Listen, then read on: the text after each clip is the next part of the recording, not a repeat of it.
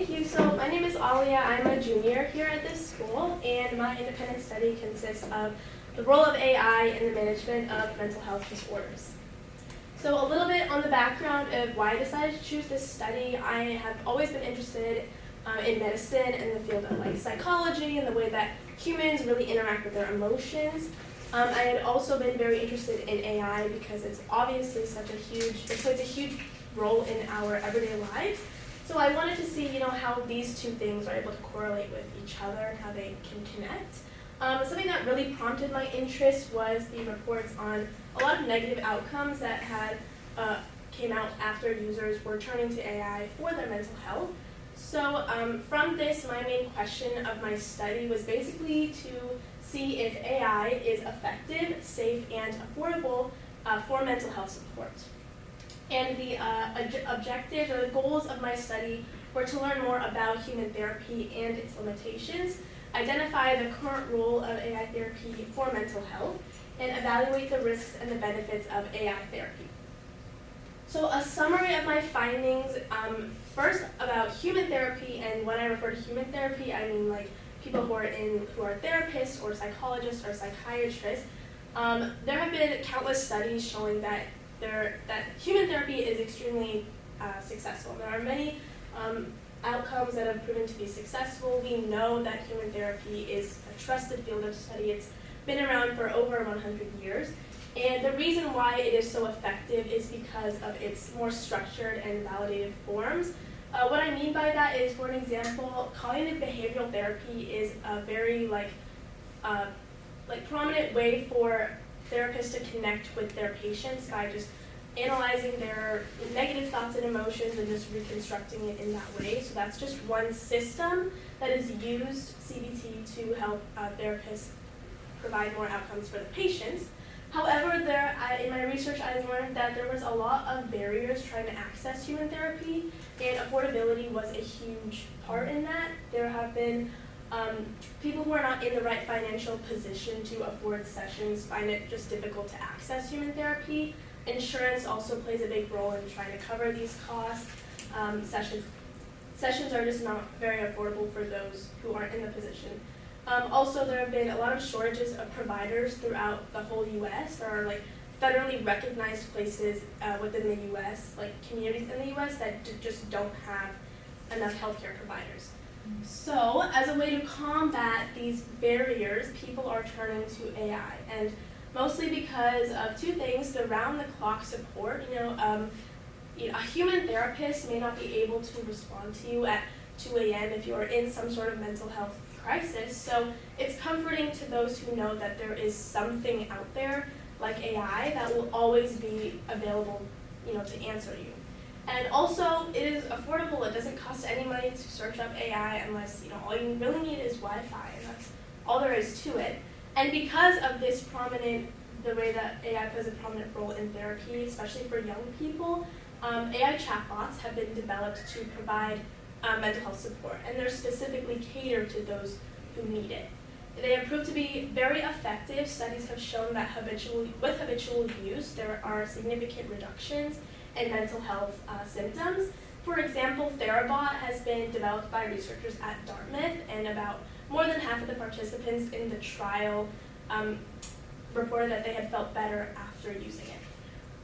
Something in my research I found that was really interesting is that psychologists and therapists really like to differentiate the effectiveness of AI chatbots versus using ChatGPT for your mental health support. And the difference is that ChatGPT is a generic AI platform. It is not something catered to users who are in need of mental health support. And that's why that can pose a lot of danger. There have been reports of patients shortly committing suicide after their conversations, just because or ChatGPT in general is not able to interpret some sort of nuances. It can create echo chambers, the sycophantic behavior plays a main role in that. It can miss nuances and misinterpret a lot of the user's dialogue. And this is also for AI in general, but specifically ChatGPT has been reported to cause a lot of these dangerous things. Some highlights from my independent study was that I was able to interview a psychologist at ASU. Her name is Dr. Faber, and that was This was an excerpt from the interview that I really wanted to point out because it just provides us with a perspective from a therapist. What the literature shows, and this is what she said, what the literature shows are what the factors are that produce change has a lot more to do with the human relationship. I think to the extent that ChatGPT can sort of fake a human relationship that's therapeutic could be helpful, but the insight alone is not what drives the therapeutic outcomes.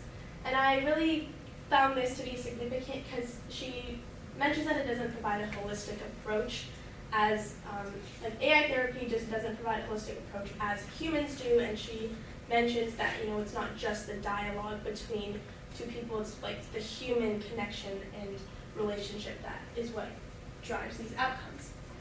A challenge from my study was I was not able to find that much literature and research on studies in therapy AI. And so basically when you log on to ChatGPT, this is what you see, right? And so I know you can't really see it, but I've circled here that there is therapy AI. So it's apparent that this is like ChatGPT's own way of catering to those who are in need of mental health support.